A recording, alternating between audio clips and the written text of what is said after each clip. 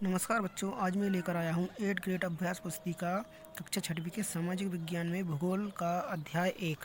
इसके सारे प्रश्नों का उत्तर अध्याय 1 है, जिसमें सौरमंडल में पृथ्वी। इसके सारे प्रश्नों का उत्तर है। पहला प्रश्न है खगोलीय पिंड किसे कहते हैं? तो इसका उत्तर लिखेंगे सूर्य, चंद्रमा तथा वे सभी वस्तुएं जो रात के समय आसमान में चमकते हैं खगोलीय पिंड कहलाते हैं। अगला प्रश्न है तारा किसे कहते हैं? तो इसका उत्तर लिखेंगे खगोलीय पिंडों को तारा कहते हैं तथा सूर्य भी एक तारा है। अगला प्रश्न, प्राचीन समय के लोग रात्रि के समय दिशा का निर्धारण किसकी सहायता से करते थे? तो इसका उत्तर लिखेंगे प्राचीन समय के लोग तारों की सहायता से दिशा का निर्धारण करते थे, क्योंकि उत्तरी तारा उत्तर दिशा को बताता है तथा इसे ध्रुव तारा भी कहते हैं। अगला प्रश्न है चंद्रमा सभी छोटी चमकीली वस्तुओं को हम दिन में क्यों नहीं देख पाते? तो इसका उत्तर लिखेंगे क्योंकि सूर्य का प्रकाश बहुत अधिक होता है। इस कारण हमको चंद्रमा तथा सभी छोटी वस्तुएं चमकीली वस्तुएं रात में दिखाई पड़ती हैं और दिन में नहीं, दिन के समय नहीं। सूर्य की जो रोशनी होती है वो बहुत ज़्यादा होती है, इस कारण से हमें दिन में दिखाई नहीं देती हैं। अगला प्रश्न है सूर्य के सबसे नज़दीकी का ग्रह कौन सा है? वह पृथ्वी के एक चक्कर लगाने में कितना टाइम लेता है? ये कितना समय लेता है?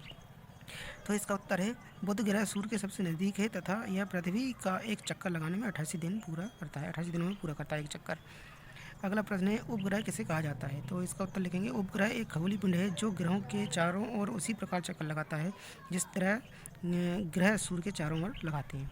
अगला प्रश्न आकाशगंगा क्या है, समझाइए। तो इसका उत्तर लिखेंगे लाखों तारों का एक समूह आकाशगंगा कहलाता है। हमारा सौरमंडल इस आकाशगंगा का ही एक भाग है। अगला प्रश्न है पृथ्वी को सौरमंडल का अद्भुत ग्रह क्यों कहा जाता है? तो इसका उत्तर लिखेंगे क्योंकि पृथ्वी पर वायु, जल आदि वस्तुएं पर्याप्त मात्रा में उपलब्ध हैं। इसी कारण पृथ्वी को ही सौरमंडल का अद्भुत ग्रह कहा जाता है।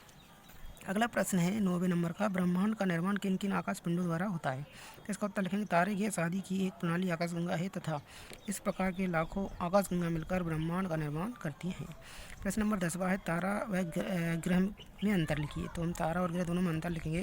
तारा है पहला, तारों के द्वारा रात के समय दिशा का पता लगाया जा सकता है। तारों में स्वयं का प्रकाश होता है।